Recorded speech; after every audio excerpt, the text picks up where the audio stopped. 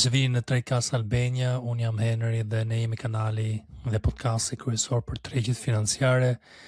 Do diskutojmë sot për gjendjen makroekonomike, gjeopolitike, do përfshim dhe të dhënat ekonomike të SBA-s nga java që ka kaluar, nuk kemi pasur shumë, dhe në fund fare mbulojmë analizën teknikale, grafikat e tregjive kryesore. Do fillojmë me aksionet, kripton dhe pastaj me Forexin.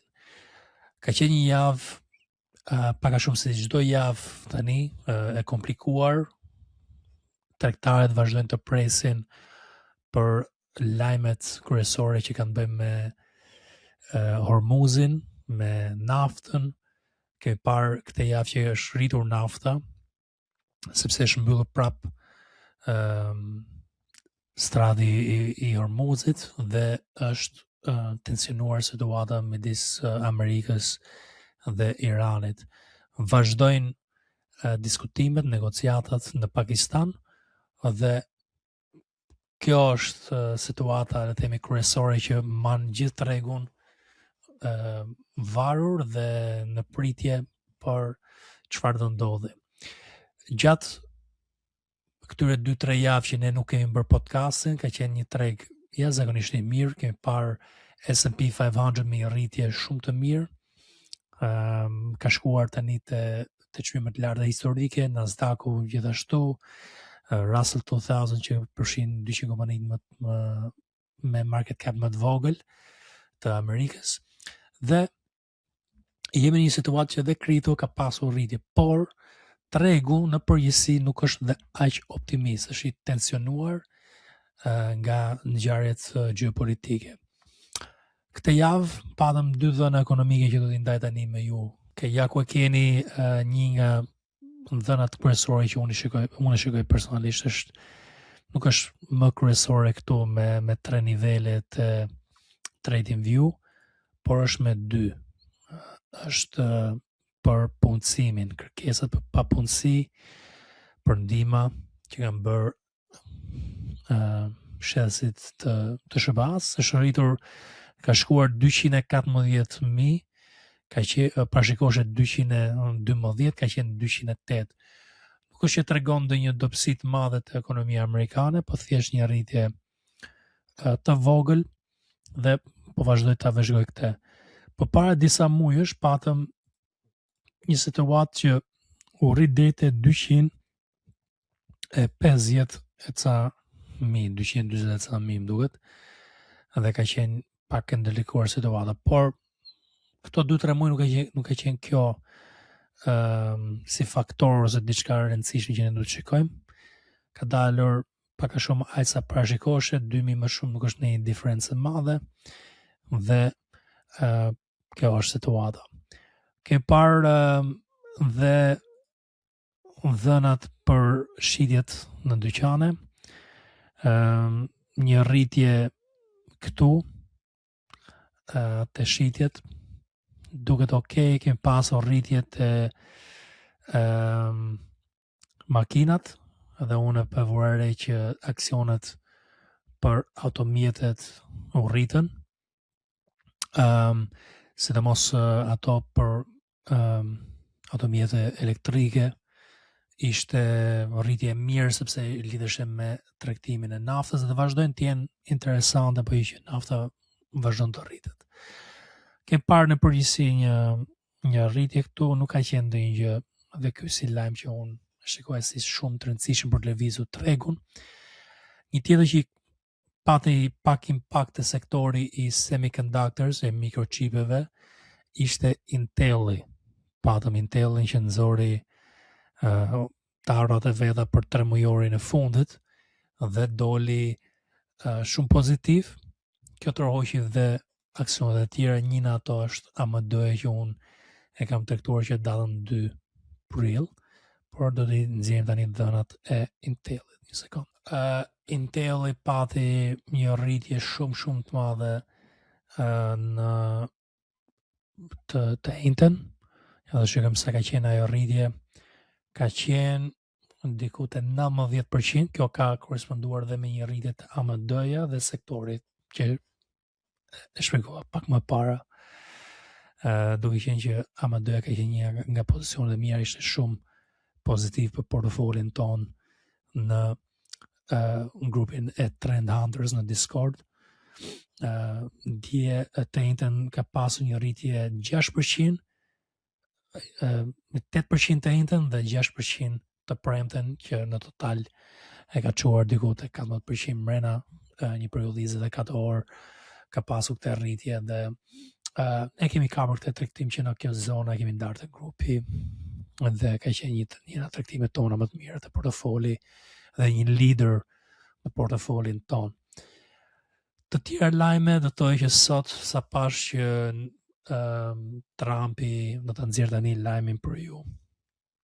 Trumpi ka ndaluar ardhen e Witkoff dhe Kushner që të vinë në Pakistan për negociatat. Besoj që gjithë e dim që Kushner është këshilluesi numër 1 i Trumpit në këtë katë vjeçar dhe ka kanceluar, ka bërë cancel Witkoff dhe Kushner që të vinë në Pakistan për diskutimet për Iranin. Kjo është situata dhe tregon edhe me një farë negativiteti që ndoshta nuk sqarohet situata akoma dhe negociatat nuk po ecin mirë. Do të durojmë edhe do të shikojmë se si do reagojë tregu këtë fundjavë dhe më pas në fillimin e javës në hapjen e tregut të përgjithshëm të hënën. Me detale me kaq segmentin e lajmeve, ngjarjeve, pak a shumë gjithë e dim që ngjarjet më kryesore ekonomike për momentin kanë të bëjnë me naftën dhe me situatën Iran-SBA dhe rritja e naftës do mund të krijojë shërbullime të ndryshme, është një situatë tensionuar dhe jo e sigurt, edhe pse tregu, do të shikoni tani të analiza teknikale, ka treguar shenja pozitive dhe rritje. Por janë rritje momentale, nuk besoj që është një rritje sepse realisht ka ndryshuar diçka nga ana fundamentale dhe makroekonomike. Do shikojmë çfarë lajmesh do dalin e javën që do vi. Shumë rëndësishme që të jeni të përgatit për javën që do vi, sepse kjo javë ka kaluar, java që do vi do të menaxhojmë portofolet tona dhe duhet të marrim ca vendime.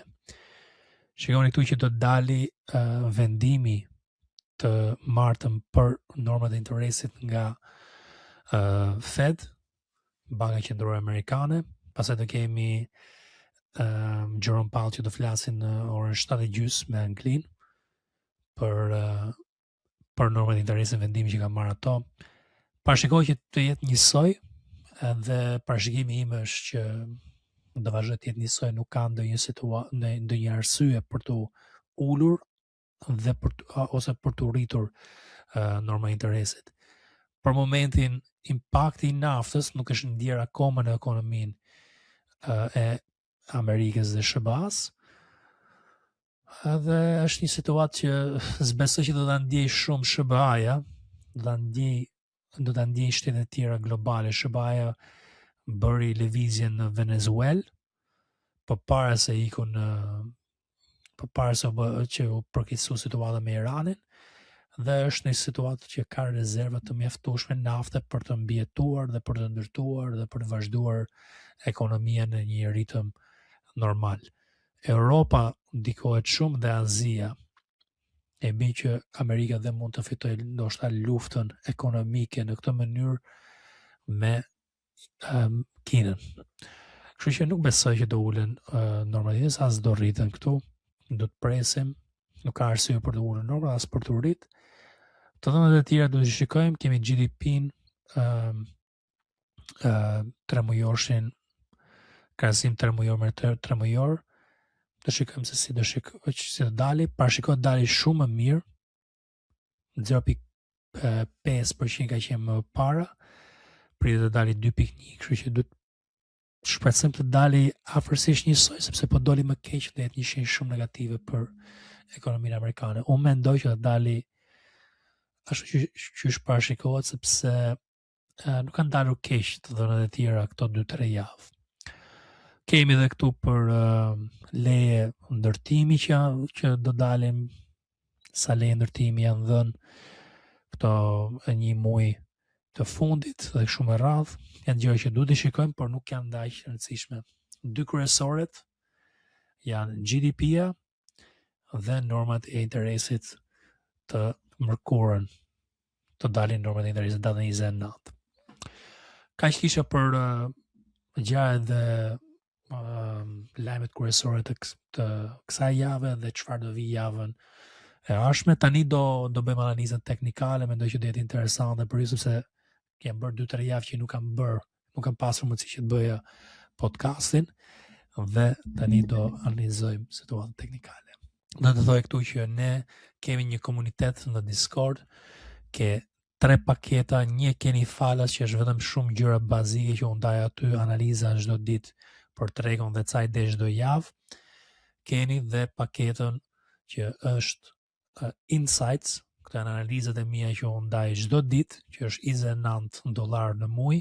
Këtu do merrni analizat në mënyrën që i bëj unë në podcast, me grafika dhe detaje më shumë, plus ide nga çdo ditë për të tregtuar në tregun e aksioneve dhe në tregun e kriptos.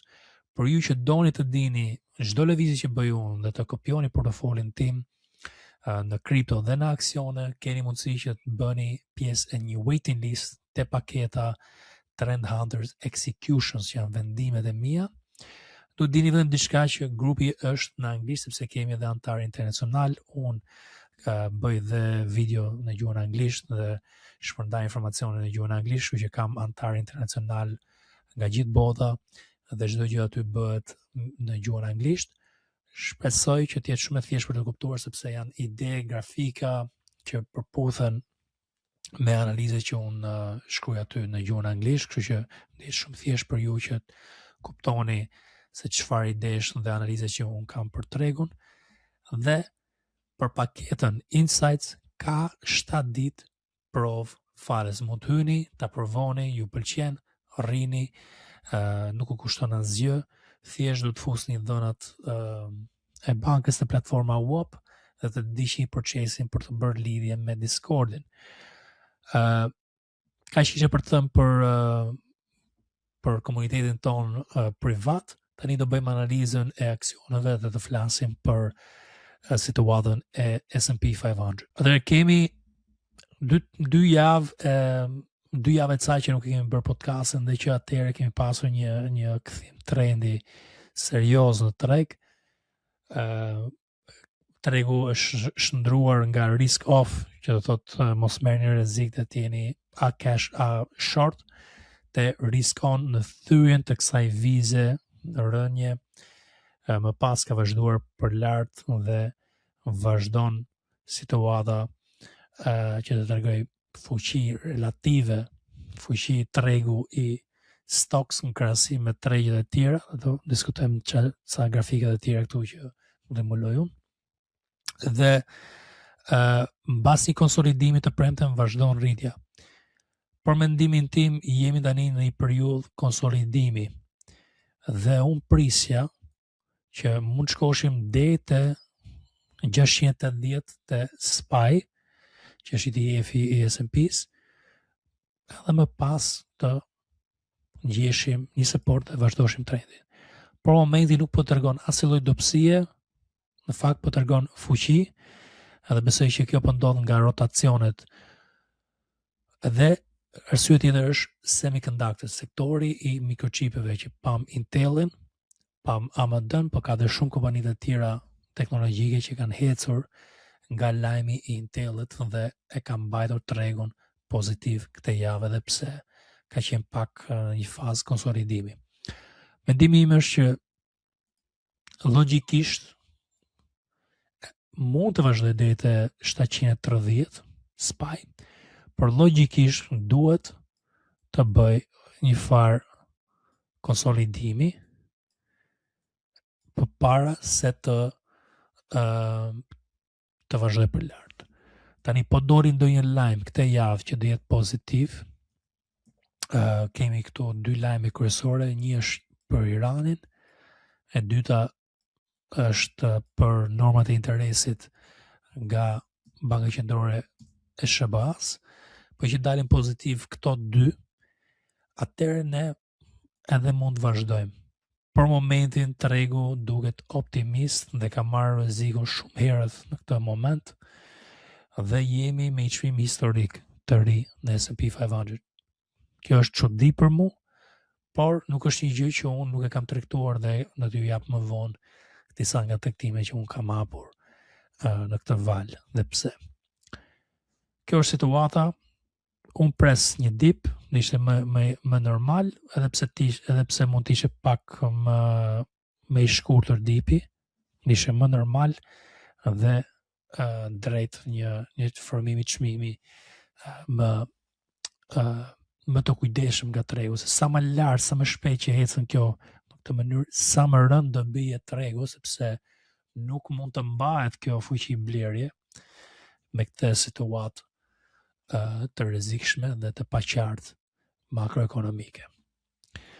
Të shikojmë tani që është Nasdaq 100 dhe kjo ka vazhduar dhe më fuqishëm të premte, sepse thash Intel dhe AMD-ja nxori raportimet e ardhura pozitive dhe ka shtyrë sektorin teknologjik. Nasdaq 100 përqendrohet më shumë te sektori teknologjik dhe ka vazhduar rritja. Për mu, prap qëndroj tek kjo logjika që duhet të ketë një ditë. Tani kuptohet që mund vi pak më vonë. Unë jam në pozicione të hapura long, unë dëshiroj që kjo të vazhdoj për lart, por logjika ime dhe analiza më thot që duhet vi dipi këtë javë që do vi ose mbas fundit të muajit, që do të thot mund vi nga e premtja datën 1 maj. Dow Jones ka qenë pak më i dobët, sepse nuk përfshin tek sektorin teknologjik, është më shumë industrial, materiale bazike, industri, prodhim, dhe ka qenë më i qëndrueshëm sepse s'ka qenë sektoret aq fuqishëm. Edhe kemi Russell 2000 që ka qenë vend dhe jeti vend gjithë javën dhe pak më dobët, sepse është përqendruar më shumë tregu te large caps, kompanitë me market cap më të lartë dhe teknologji. Kështu që nuk ka qenë Russell 2000 me këto small caps në rritje, ka qenë në konsolidim gjatë periudhës që kapitali ka qarkulluar te Nasdaqu dhe S&P-ja. Dhe kemi një situatë që mund të analizojmë shumë shpejt, ku qëndron interesi në treg, që janë krahasim me S&P 500, grafika këtu, që datën 10 prill keni pasur një trend që kapitali po hyn te sektori teknologjik dhe te 100 kompanitë më të mëdha me market cap më të mëdha dhe jo te ato tjerat 400 ca të tjera ose 400 të tjera të S&P 500.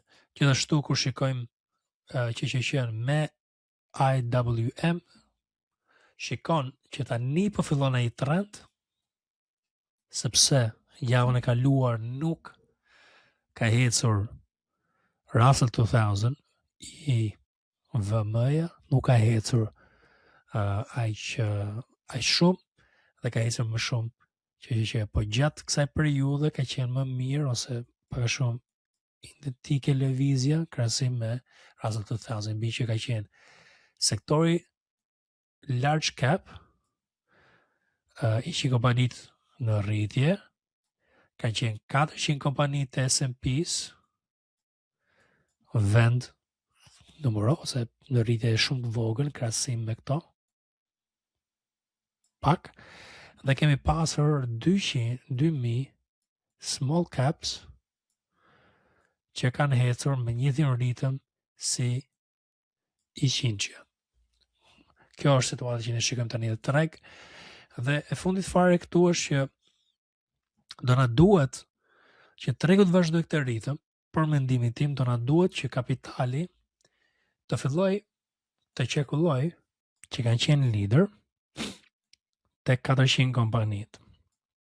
Këtu do që përqendrohemi ne në këto 2-3 javë të ardhshme, që do qekulloj ky kapital prap nga top i 100 të Nasdaqu dhe small caps 2000 teknologjia te medium caps, kompanit që janë mesatare me market cap.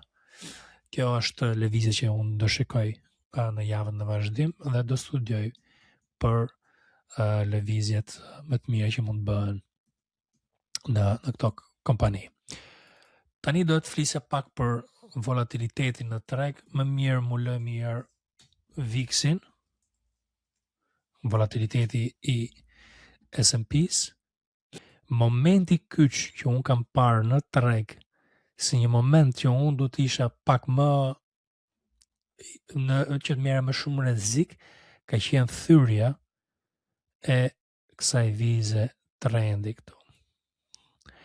Ku ka thy kjo, në këtë datë, ka qenë data 7-8, ka qenë moment më i mirë për të pozicionuar në treg, dhe që atëherë unë kam filluar që të blej gradualisht disa pozicione të tapë. Dhe ka ecur mirë tregu. Është shritur pak volatiliteti këto ditë, sepse ka pasur një javë ose një ditë ose disa ditë mbyllje të Hormuzit, pastaj disa ditë të tjera hapje, negociata, kështu me radhë, dhe kjo do rrisi volatilitetin, është normale, dhe paqëndrueshmërinë në treg, përkthehet volatiliteti, paqëndrueshmëri, dhe kjo është situata.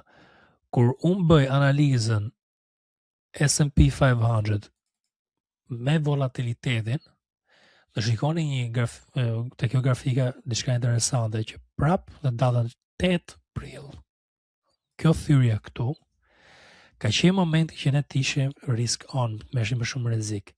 Këtu ka qenë vala par, dip, support, tani du të shikojmë që a do ketë valë të dytë, dhe unë po shikoj mundësi që të tregtoj këtë valën e dytë për ecurinë e S&P-s kundër volatilitetit, që volatiliteti do ulet dhe S&P do tregoj rritje. Kjo është një nga gjërat kryesore që unë po shikoj për momentin. Kam edhe shumë gjëra të tjera që unë i ndaj te Discordi, dhe i bëj analizat të detajuara të çdo sektori këtu dhe shumë gjëra të tjera. Për sektor, këtë javë që ka kaluar kemi kapur tregun e solar energy, energjia solare. Në shikoni këtu grafikën shumë qartë, ka pasur supportet të ndryshme, dhe kam darë te grupi i Discordit, për i që hyni që të përvoni 7 ditë Discordit, dhe shikoni që kam darë këte si sektor që mund të ketë një thyrje dhe një moment mirë rritje. Solari ka lëvizur pak më vonesë në krahasim me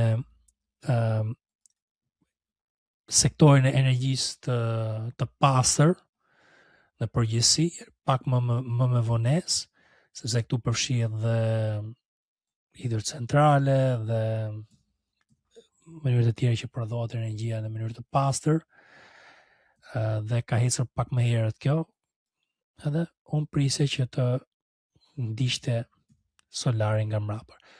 Pastaj, ideja e kësaj lëvizje, që të kuptoni pse unë kam pasur kaq shumë besim dhe kisha gati 2 javë që e vëzhgoja ETF-in TAN për të tregtuar, ka qenë nafta. Duke që unë shikoj pas siguritë të situata makroekonomike dhe geopolitike, dhe shikoj që ka rënë nafta shumë, për nafta do bënte një rritje. Unë mendoj deri te kjo zonë. Dhe prisë një rritje të nafta dhe një rritje për kërkesë për energji të pastër, që nuk ka nevojë për naftë. Dhe kështu bëra këtë lidhje që thash që kemi pak nga mrapa më nga dalë për ecën solarin, krahasim me energjinë e pastër dhe pastaj nafta ka pasur një ulje, mund të ketë një rritje dhe mund të sjelli qarkullim kapitali te ky sektor.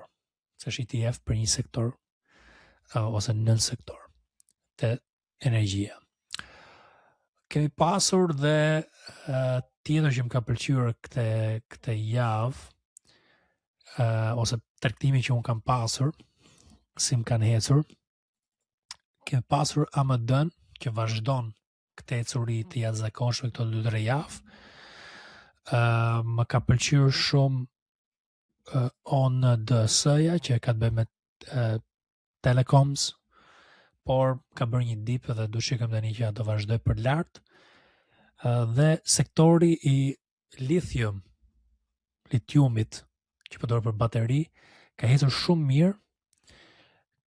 Ky është një nga aksionet që un kam për këtë sektor, mund të kisha tregtuar dhe ETF-in këtu, e kam tregtuar përpara disa javësh, këtë kompaninë ALB dhe ja ku e ke litiumi. Litiumi ka qenë përpara 2 javësh, e kam darë te Discordi dhe prapë që hyni si te ajo falas dhe te ajo me pagesë paketa mesatare që është për informacione që mund të merrni dhe ide.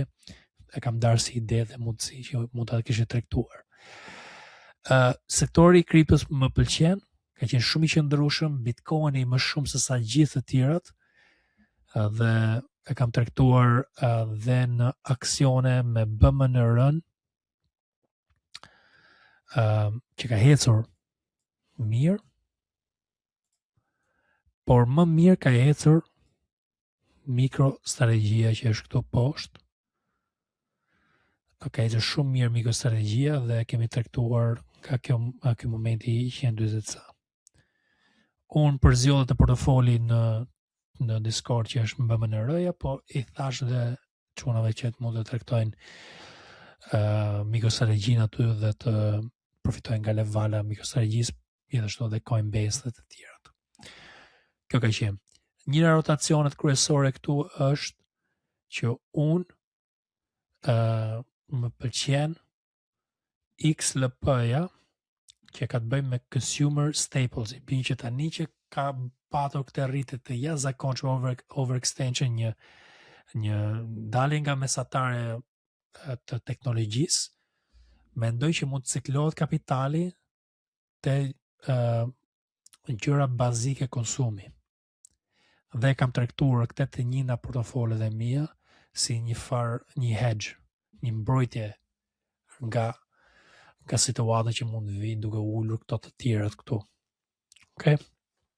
Kam 2-3 portofole, por kështu e kam tregtuar këtë moment në treg dhe ja kam sugjeruar dhe antarëve të Discordi për që duan që mund të tregtojnë. Unë kam tregtuar që nga ky momenti e kam darë dhe aty dhe shpresoj që mund të kemi një rritje po që ulet teknologjia, kuptohet. Po që nuk ulet teknologjia, prap mund të dal nga kjo me një ujë minimale ose me një me parat e mia. Sepse është një lëvizje mbrojtëse dhe nuk të lëvizi shumë shpejt për mendimin tim, pa pritur të ulet ky si sektor. Unë mendoj që do rritet, thënë drejtën, dhe do ulet sektori i teknologjisë. Të paktën në fillim të majit mund të kemi një ulje ose në fundi i këtij muaji deri te fillimi i majit. Por është për të parë situata sipas sqarimeve, diskutimet me Iranin që të po bën SBA-ja. Atëherë kaq ishte analiza e aksioneve. Jam munduar të jap sa më shumë detaja që ju të merrni sa më shumë nga analizat e mia dhe të shfrytëzoni për javën që do vi. Tani do bëj analizën e kriptos. Do diskutojmë Bitcoinin, Ethereum, se të tjerët nuk ja vlen sepse ecin njësoj me këto. Bitcoini ka ecur shumë mirë dhe ka qenë qëndrueshëm. Tregu kur bën val për lart dip, vazhdon për lart dip, vazhdon për lart dip, po bën higher highs, është i shnetshëm, por në këto moment që jemi tani nuk është me vrull të lartë dhe me kërkesë të lartë. Tregon që është i qëndrueshëm edhe në rritje. Nuk tregon që është një treg ose një aset që do bëj lëvizje euforike si ka bërë përpara, sepse edhe nuk është tregu aq i optimist për momentin. Por i shnetshëm si lëvizje dhe kemi tregtuar që nga 71.000 e ca ka qenë lëvizje mirë, për mua është shumë mirë dhe edhe për ra pak jam mirë. Ideja është që edhe për ra deri te kjo viza ai mund vazhdoj deri te 80, e ka mund dhe 80 deri te 83 ka mund. Kjo është zona që unë shikoj. Pastaj pres një ulje më të madhe. Shikoj. Kjo është çfarë po preson nga kripto dhe Bitcoin dhe jam në një tregtim pëlqen. Ethereum ka qenë në konsolidim për momentin dhe unë kam vizuar zonën. Zona këtu është që do t'i tregoj tani. Kemi këtë vizën e trendit që unë kam dashur ta mbante me patjetër, e ka thyer tani dhe kemi një tërkënç që është formuar kështu. Do të marr këtë tërkënçin dhe pastaj të vendosi a do thy për lart, a do thy për poshtë. Unë jam plus, kështu që gjithsesi unë do ta mbuloj veten time dhe do nxjerr një farë profiti te kjo lëvizje tani. Dëshira ime është që të shkoj deri te 2600 dhe mendoj që mund të shkoj aty me probabilitetet dhe analizat që kam bërë unë, por prap edhe por ra do dal me i profit më të vogël dhe pastaj do rishikoj situatën për ndonjë tregtim tjetër. Duket okay. Kur shikoj altcoins është situata pak ndryshe, kështu që mos tregtoni agresiv akoma në altcoins, por po përgatitet tregu. Kur shikon Solana në këtë mënyrë, kaq të ngushtë çmimi, pa lëvizur fare, do të thotë që diçka do lëvizi dhe do lëvizi shumë shpejt sepse është një squeeze. Kur vjen nga një zonë kaq e vogël dhe ngushtë për një periudhë 3 mujore tani, 2 muaj e ca, do të thotë që probabiliteti anon që është një short squeeze dhe do heci tregu për lart, thjesht me një lajm pozitiv që mund vikte javë ose në javën në vazhdim, dhe për mu dhe për ra që të bëjtë lëvizje të tilla dhe për ra pak më thellë është lëvizje normale sepse jemi me një konsolidim afatgjatë që kur ikën të javorit e mujore shikon në grafik shumë të qartë që është konsolidim. Kështu që nuk e kam problem fare, edhe pse mund të vazhdoj konsolidimi i gjatë. Unë kam hapur një pozicion, jam shumë pak minus të kjo, nuk më vret fare dhe mund të dal me një thyrje të zonave që po krijon tani. Edhe link gjithashtu po krijon një farë supporti dhe mund ta bëj ndonjë surprizë. Për lartë për jo vetëm Link dhe Solana, kemi shumë të tjera që performohen shumë mirë dhe përstrukturohen për një lëvizje për lartë, por normale që duhet të gjithmonë të menaxhoni rrezikun dhe po thyu këtë vizën e trendit Link për shembull, ne do të shikojmë që të dalim nga pozicioni, unë të paktën dëshiroj të dalim nga pozicioni dhe të mbroj kapitalin duke pritur supportin e ardhshëm dhe ndonjë vazhdimsi te Link apo Solana, që është pak a shumë në njëjtin situatë. Okej. Ka që për të thënë për kripton, nuk ka ndonjë gjë tjetër shumë të rëndësishme për momentin për kripto. Dhe do të thoj që po që doni të dini çfarë kripto është, po tregtoj unë dhe çfarë idesh kam unë në kripto dhe në aksione, mund të bëni pjesë e Discordit, duke ndjekur linku më poshtë për të u antarësuar si falas, si të provoni 7 ditë insights dhe po që doni të dini çdo lëvizje që bëj unë mund të bëni pjesë e waiting list të executions. Okej. Kaq kisha për kripton, do bëjmë tani analizën shumë të shpejtë të Forexit dhe madhrave kryesor. Do fillojmë me dollarin. Okay.